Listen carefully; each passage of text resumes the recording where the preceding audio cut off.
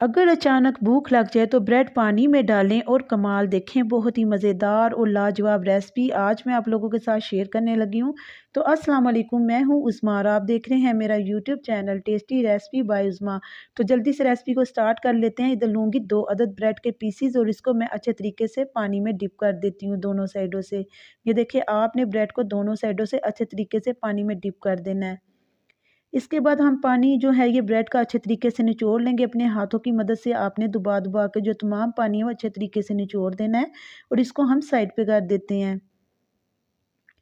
इधर लूँगी मैं 3 अदद आलू, जिनको मैंने अच्छे तरीके से उबाल के मैश किया हुआ था। 1 टेबल स्पून मैं इसमें सब्ज़ मिर्चें डालूँगी चॉप की हुई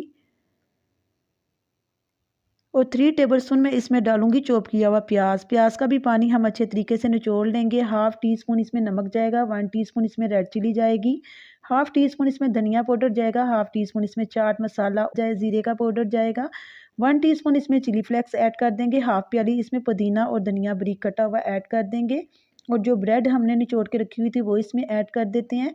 2 टेबल स्पून मैं इसमें मैदा ऐड करूँगी, हाफ़ प्याली मैं इसमें कॉर्नफ्लोर ऐड करूँगी।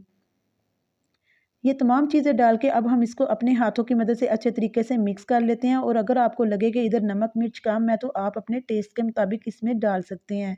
अगर आपके पास चीज़ पड़ी हुई है तो वो भी आप क्रश करके इसमें ऐड कर सकते हैं। उससे जो हमारे ये पोटैटो डोनट्स है ये बहुत ही मज़े के चीज़ी बनेंगे और अगर आपके पास नहीं पड़ी हुई तो आप स्किप भी कर सकते हैं।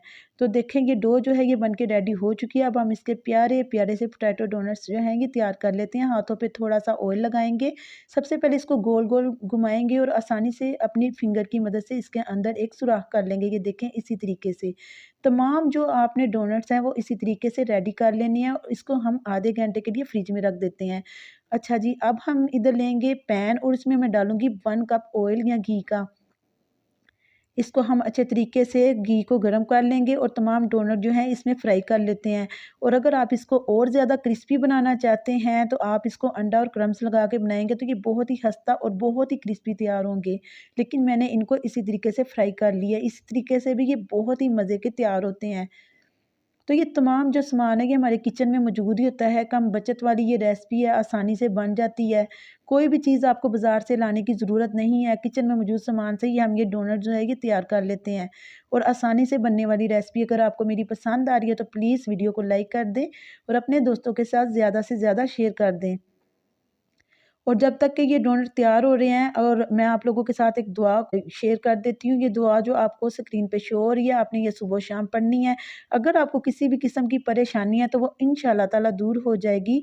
तमाम डोनट जो है ये इसी तरीके से मैं रेडी कर लूँगी। ये देखें, बहुत ही मज़े के ये तैयार हुए थे। तो मैं इसको प्लेट में निकाल के आपको दिखा रही हूँ। मेरे अल्लाह ताला की शान है, बहुत ही खाने में मज़े के थे और उम्मीद करती हूँ कि आज की वीडियो आपको ज़रूर पसंद आई होगी। पसंद आई है तो लाइक शेयर करना मत भूलिएगा। मैं मिलती हूँ नेक्स्ट वीडियो में।